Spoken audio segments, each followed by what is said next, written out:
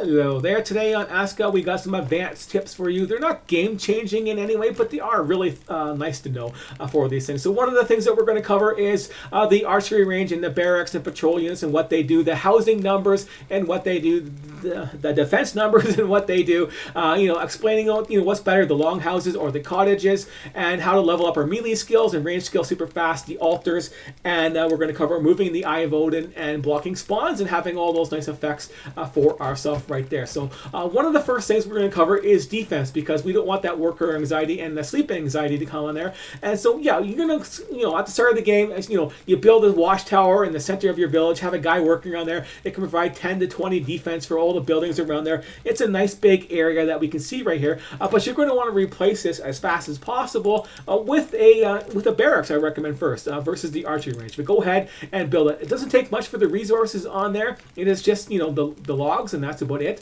for the resources. And then you just go on there. I would destroy all this stuff right here and place my barracks right here. It'll provide the needed defense, and then you can have the patrol units, and you have your guy assigned to it. So the one guy assigned to it ends up being 20 defense points total, because your patrol units, you can have up to 10 patrol units on there, which is 10 flags you got to build. It's kind of a pain in the ass to build these 10 flags to get that number on there, but the minimum number that you're looking for is just 3 defense points. And the maximum number of patrol points you can have is 10. So basically, you can have that one barracks cover like 4 areas. Like the barracks itself will be covering what this watchtower will be covering, and then having 3 flags stacked together. That's the patrol markers. That's the defense coverage. You stack 3 of them there to get the 3 defense points that you're going to need, and then you build another one over here, for example, to cover 3 defense points, and then another one over here, and then have your whole you can have 4 areas covered with the defense points that you need for working and sleeping for your guys, so they don't get that anxiety debuff for yourselves. And you can have one guy can just do that by himself, because each marker is just worth 1 defense point, so that's why you got to build 3. And the time doesn't matter right now, which would be really nice if it did, and it should do that later on, as these markers should have, the time you put on your guys, it should matter, but it doesn't. So it's just the number of patrol markers that you're going to have that matter for that. So now that we got the defense covered, we're going to level up our, so we got the barracks up and running. Let's go over there and show you how to get our melee skill leveled up, super fast. So one of the things you're going to want to do is build your little hut right there. Build that chieftain's hut right away. It doesn't take very much resources to build this either. It is a project, but it is worthwhile doing, because you're going to get a sleep, an energy buff for yourself. But it takes a little bit too long for this video. You get that energy buff, and it's going to make your your energy barely goes down. You see how big that chunk is for a swing? It's going to be like a quarter of that for how much your energy goes down. So you get a quarter of that going down there. That's a lot of attacks that you can do at once to level up your skill. And of course, the more targets you hit on this range, the more it registers as your skill going up on there. So yeah, taking a big weapon, and I come to the spot right here and press forward, or you just whatever you can do to get all three target dummies hit at the same time. That's the 3 times to level up on our skills. And of course, you're going to want to go kill that boss, the zombie boss, right away, and get the water runestone effect and build this. So yeah, go ahead and kill the zombie boss, get that water runestone. We got the buff going right now, so we can show you that melee combat. Getting to 100, it took a lot less time than I thought it would, because you're going up super fast with this buff going on there. That's what that means right there, that indicator. It gives you the 3 stars in the melee combat learning for experience. So yeah, you learn that super fast. The same thing will work for ranged combat and all the other things that those buffs provide on there that you can see if you're interested in leveling those up right there. Right now, that melee combat only does that, but the air combat one for killing the skeleton boss, it does ranged combat, and it does gathering too for some reason. It gives you that 3 stars on there for experience. So that's a good way to level those up too. So I have both of those running, but the other guy is on a different time zone, I guess, or he has no ingredients because I ran out, because I was running all my buffs at the same time. But yeah, that's how that works. So yeah, having these things out there is really nice. You can see the 30 defense bonuses. They're all in training right now on their tasks. But yeah, I got the different patrol routes right here. Add the hours or something like that, doesn't really matter for them. It is just my archery range has that 1 patrol unit that is going right now. 3 guys and 1 target on there is providing the 3 defense points that I need for that location. So you could go with 1 flag and 3 guys, but I would recommend like 3 flags and just 1 guy to have that same effect, obviously. I was just testing it out with this little hut over here, and he's got his defense points, and we can check out him. And he's only got worker anxiety because I don't have any defense where he's working. He's doing the ritual right now, and he's got like 100 in his skill for his skills. I believe he's got 100 in his skill. No, this is the new guy. So he's working. The new guy's working on the water one. So I got that good guy working on the air one, and there he is. Now he's working. Now I got that buff. But anyways. Let's carry on. We're going to do spawn blocking next, now that we got our melee skill leveled up nice and fast.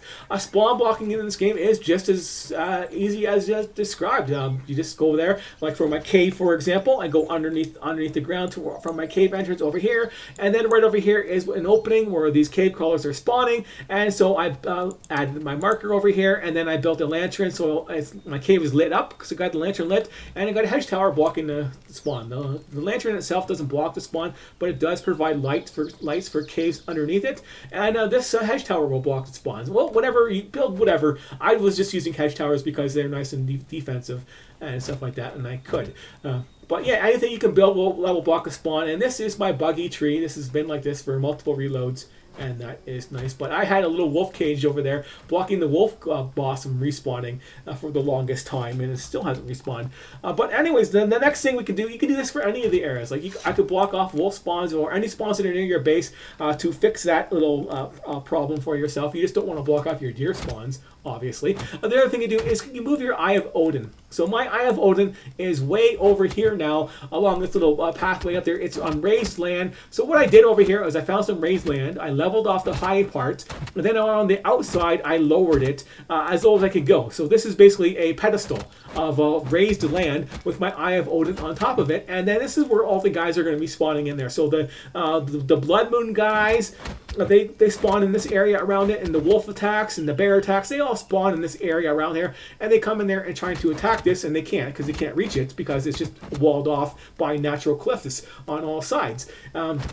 So nobody can get in and out of it. You can jump up there yourself without any issue, and some more guys, and the roadways, it's not much of a trip to do that, but it is well worth it to have all these things not bug your base. So yeah, I haven't had to worry about the wolf spawns or the bear spawns or any of the other things. In fact, after putting it over there, I haven't gotten a wolf attack or the rabbit attack on my bases whatsoever from it being that far away from my stuff. So that kind of stuff actually probably actually matters if you actually have something that rabbits can actually eat. But with the Eye of Odin over there, there's nothing for them to register doing it. So they haven't even spawned in yet. So I can't verify that, but that is a fun thing that you can do for your base right there. Look how close this portal is. The portal spawned here, but the portal spawn was based on where this is. So as you know, the portal spawns are pretty far from your base, and this is the outside of my base that we're looking at right here. So the portal spawned in its far distance, but it just happened to pick the direction that was right beside my base,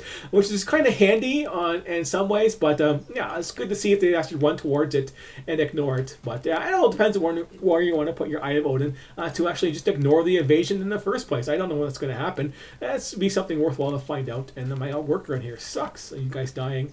They're starving almost. So yeah, the workers on stuff. It's not recommended getting the wolves. 3 wolves, and my guys start dying because my guy isn't feeding them. His only job is to put food in there. But the way this game works is just one food at a time, and they don't eat to their fill, and it's just really stupid how it works right now. But anyways, the next thing we're going to talk about is going to be, we covered the altars, we covered the cave spawns, we covered the barracks, the Eye of Odin. Now the last thing is going to be the housing that you're going to want to do. So the housing stuff and this big huge statue right here, which is really nice to have, actually. Nobody does any buffs for it, but its a buff is going to be the housing buff, which is like a minimum on there, actually. So we can go there and check down there. See my housing points right here? On the bottom there, the agent count multiplier, the lowest you can go is 0.2, so adding as much guys as you want doesn't really matter. And adding each guy lowers your housing points, but my housing points won't go below 100 or the 109 right now because there's something else that's like giving it a permanent buff on there. But everything else, because of the coefficient, I don't know why, but just the way it's working, my housing numbers were down to like down to 20 and stuff like that. But as soon as I put this statue in here, it won't go below 100. So I added like a whole bunch more guys on here. I can add more guys. My housing points are not going down, but 100 housing points points doesn't really matter, and adding some more buffs isn't going to help my housing points at all because of the low multiplier and all the other negatives I'm getting. It's like it's basically saying you got 100 and plus whatever the other stuff is rounded down. It should be basically 9, right? So all my guys, I should have like 9, and all the negatives I got from the other things that aren't really taking effect on there. So yeah, it's just the way it works with that thing on there. So yeah, it's like adding you add 100 housing bonus, it's going to stay that way, and you can build 2 of these also. So you can build more than one of these. You can build as much as you want apparently. So I could build more. They are very expensive to build, obviously. 20 iron bars and 75 stone. It takes quite a while to get it. The miner here does tons of stone, but I think I destroyed it for small stones, unfortunately. But yeah, you could go ahead and do that and build multiple and see how that works out for a minimum, because these housing bonuses, they do have a diminishing return on the housing points, and the sweep numbers is going to be 130 and then 185 I think is the next number, but that doesn't really matter too much. It's only going to affect your work hours and what you can do with your guys. So we have the guy over here, for example, we have the 200 housing points. He's working over there, and we get the leisure bonus. So that's 100. Once you're above the 185, I think it is, or it could be just 180. Once you get there, you're gonna get the second leisure bonus right there. And then if you get above 130, you get the second sleep bonus. But yeah, so I can cut off 3 hours of his sleep. That's all it really does at the end of the day, is you can cut off 3 hours of sleep. If you cut off 4 hours of sleep, they are gonna start having problems with their resting bonuses right there. They're not gonna have enough rest, and then they're gonna start complaining about that, because they'll have 0 rest. They could probably I don't know if they will die on you, but I just didn't want to risk it. I went to 4, tested it out on there, but yeah, the defense points of +3 was good enough. I should do that with the worker stuff on there, but he's working right now, as he is most of the time, and not going down with those housing bonuses and stuff like that. But yeah, as you can see, if you're going to have this big altar right here, you can have everybody nice and happy enough to work, and you can have like 3 extensions on the longhouse, and this isn't much of a problem right here. So yeah, I tested stacking all my beds in here like this with the divider even, and they're not having any problems with their navigating in and out of here, even though they're all like on default schedule, the same schedule. They all eventually can get out properly. They probably don't. It's probably not very effective, and they get bogged down in the doorways and stuff like that. But it's still, you could probably you can get by in this game with just this one long house and adding the 2 long extensions, and that's all you can build. And in this format is the best that I found, at least, because you can't build in the middle. You can't make them a big square, which really sucks. So you can't make a square in this game. But the difference is, in the housing bonuses, this one here at just a 75 versus the 50 for the base value. But it is a pain in the ass to try and get that out there. So I got lots of stuff in here because only the campfires don't have diminishing returns right now for their stuff.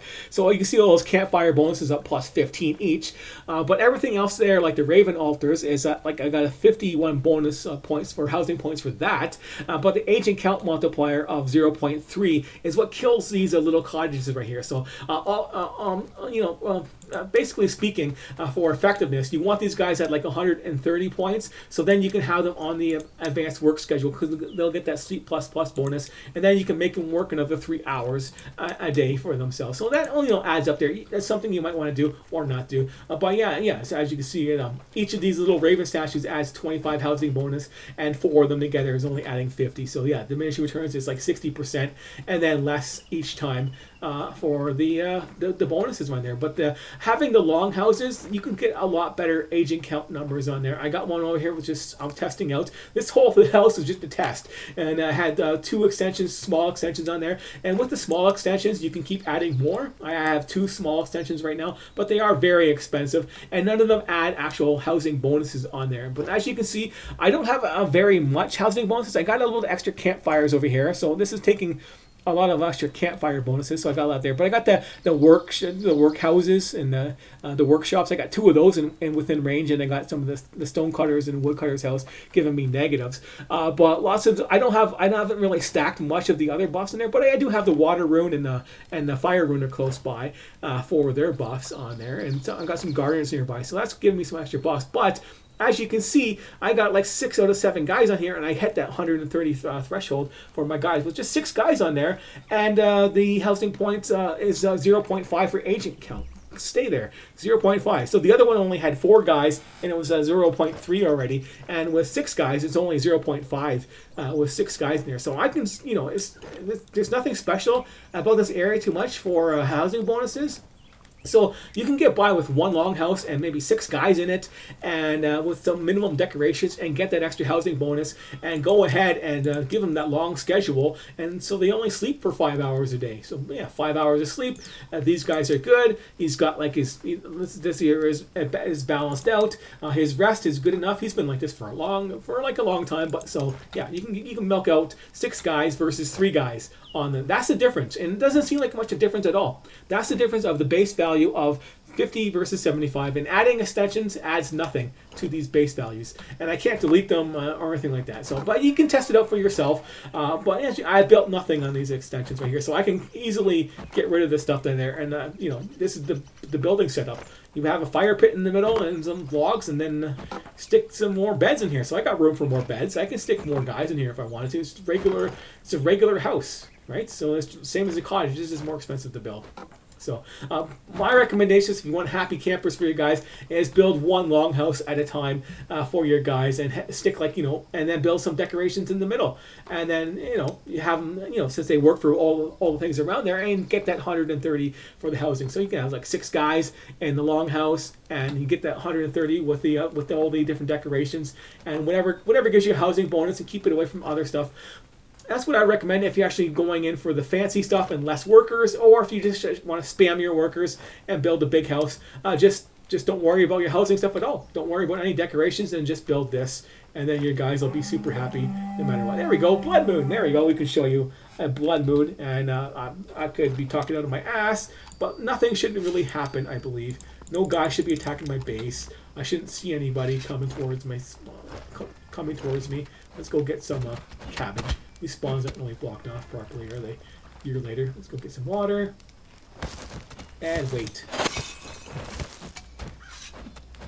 Yeah, the air statue buff is going, so you can see my I got the gathering buff, and that's what that's all that statue does, is the gathering. But yeah, you can level it up faster. And nothing. None of my outside walls here are getting attacked. It should be attacked by now. We can't see anybody, so they are basically, the Blood Moon guys are all over here, scratching their heads. So yeah, that's it for today. So yeah, that covers all the housing explanations. So yeah, thanks for watching, and I will see you later.